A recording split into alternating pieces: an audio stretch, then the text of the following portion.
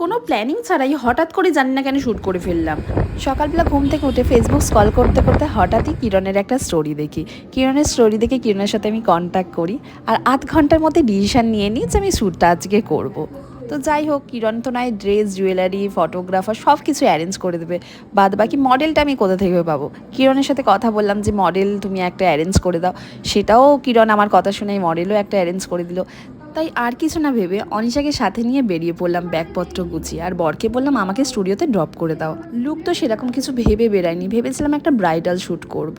গিয়ে মডেলকে দেখার পর ওর সাথে কথা বলে ডিসিশান নিই যে এরকম টাইপসের একটা লুক করব। যাই হোক, লুকটা ক্রিয়েট করার পর সত্যি সত্যি খুব ভালো লেগেছে। আর আজকের মডেল ছিল ঈশা। ঈশা ভীষণ ভালো একটা মেয়ে। আর থ্যাঙ্কস টু কিরণ এত আমাকে সাপোর্ট করার জন্য। আধ ঘন্টার মধ্যে শ্যুট অ্যারেঞ্জ করা আমার পক্ষে হয়তো পসিবল ছিল না, তুমি সাথে ছিলে বলেই